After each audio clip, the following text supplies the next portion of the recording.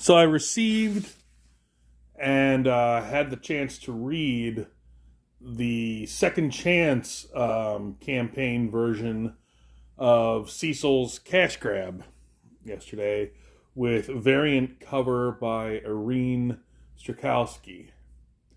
And I wanted to do another video on it, and I had some colleagues ask, "You've done so many videos on Cash Grab already. What is left to say?"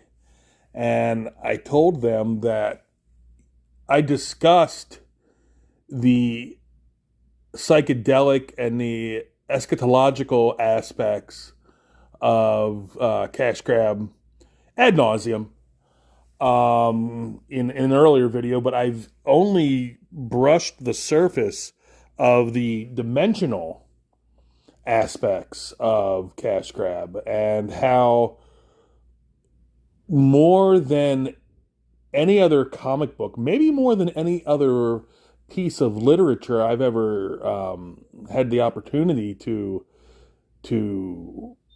read, Cash Grab really inhabits no less than 10 dimensions simultaneously. Now, for you to understand what I'm saying, that it's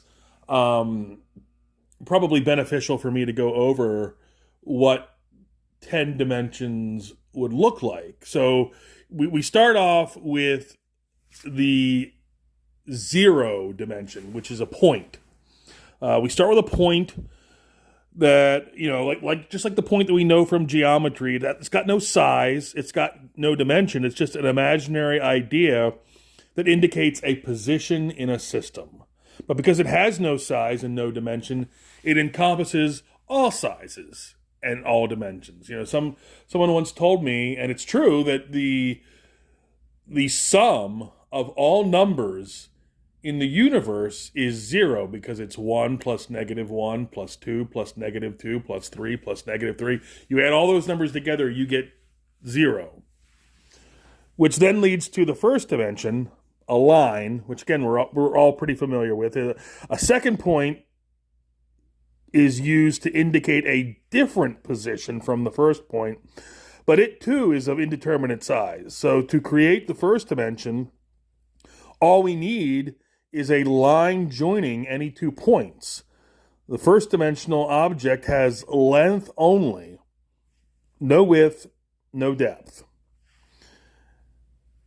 If we, and I'm going to bring in the second dimension now, if we now take our first dimensional line and draw a second line crossing the first, we've entered the second dimension. The object we're representing now has a length and a width, but no depth.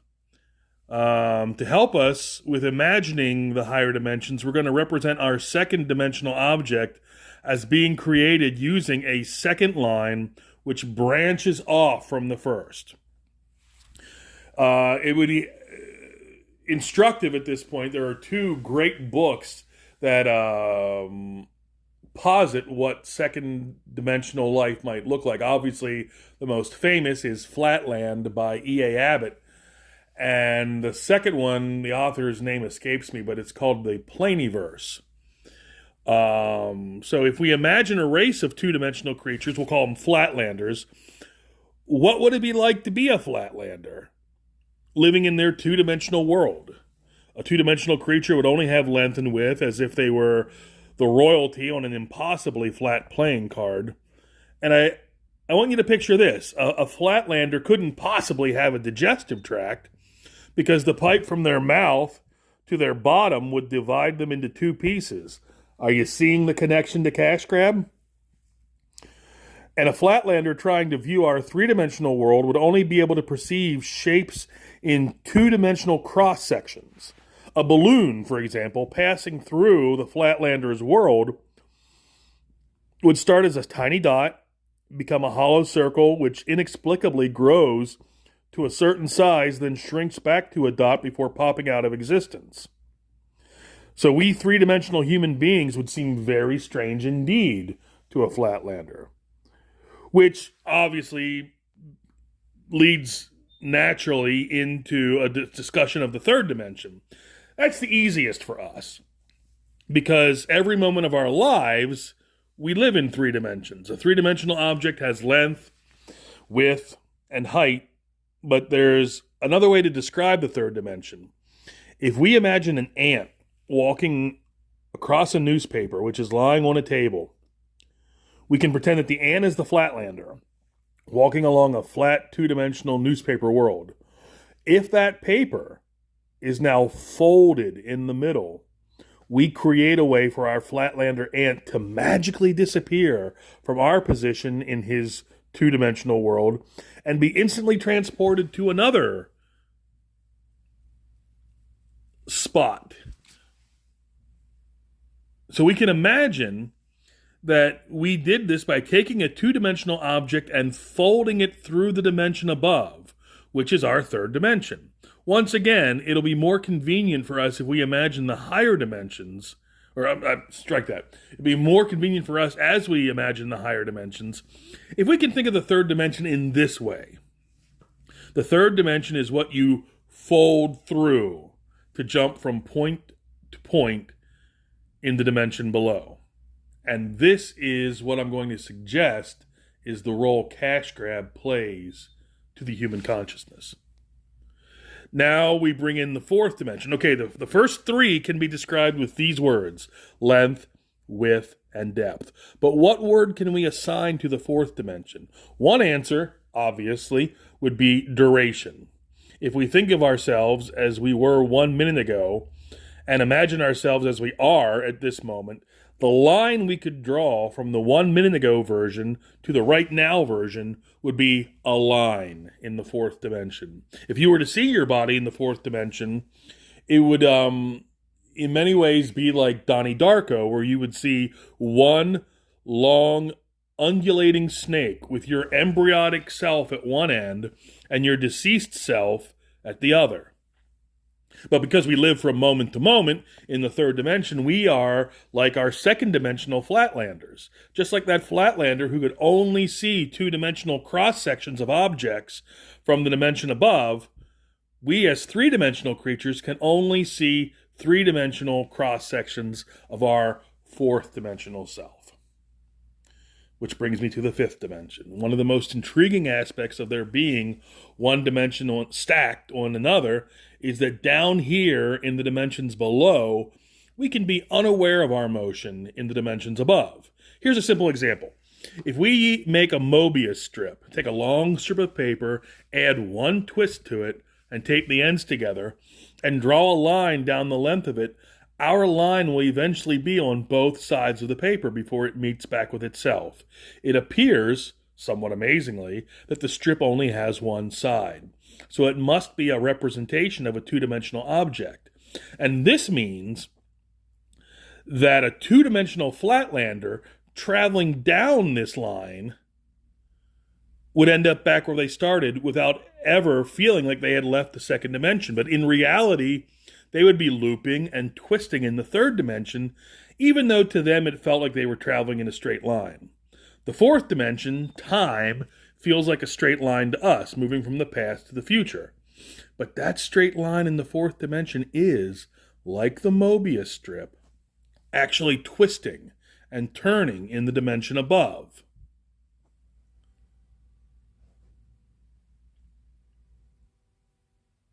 I think I just went to the fourth dimension for a moment. So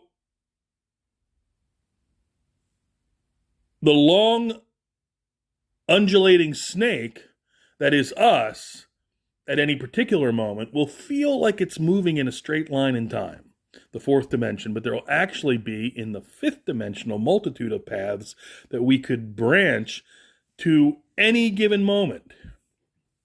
Those branches will be influenced by our own choice, by chance, and by the actions of others.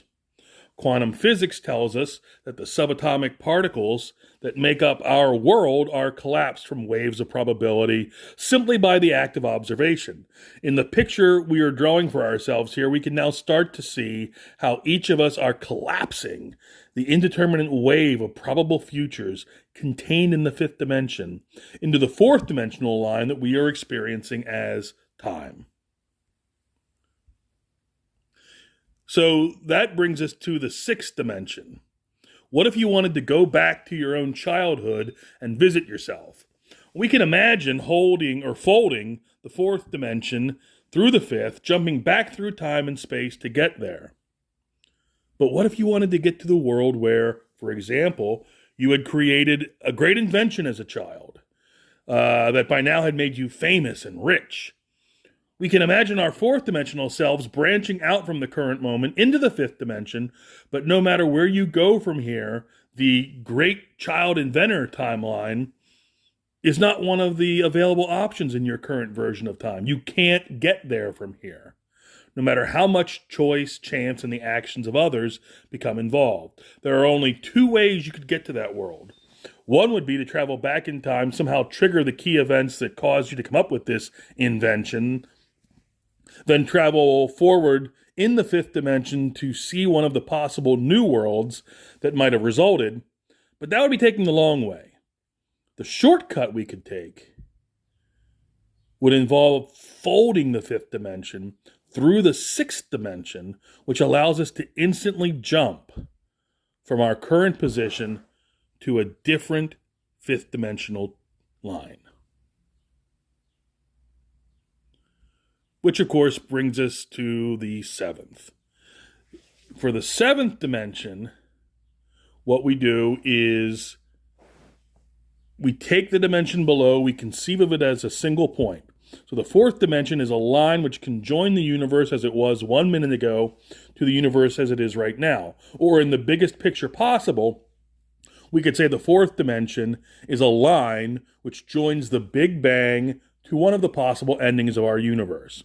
Now, as we enter the seventh dimension, we are about to imagine a line which treats the entire sixth dimension as if it were a single point. To do that, we have to imagine all of the possible timelines which could have started from our Big Bang, joined to all of the possible endings for our universe, a concept which it'll be helpful if we refer to as infinity. And we treat them all as a single point. So for us, a point in the seventh dimension would be infinity. All possible timelines which could have or will have occurred from our Big Bang. And now I'm getting to the eighth dimension, which is where Cash Grab really takes off. When we describe infinity as being a point in the seventh dimension, we're only imagining part of the picture. If we're drawing a seventh dimensional line, we need to be able to imagine what a different point in the seventh dimension is going to be, because that's what our line is going to be. And that's what our line is going to be joined to. So, but how can there be anything more than infinity? The answer is there can be other completely different infinities created through initial conditions which are different from our own Big Bang. Different initial conditions will create different universes where the basic physical laws such as gravity or the speed of light are not the same as ours.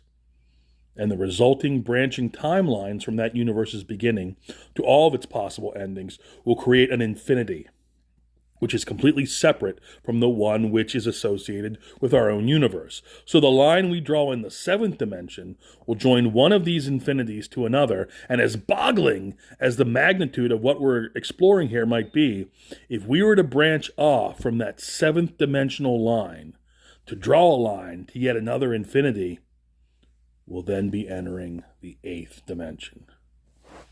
Now, you would think, if you hadn't already read Cash Grab, that's as far as we can go. You are incorrect, because there's the ninth dimension.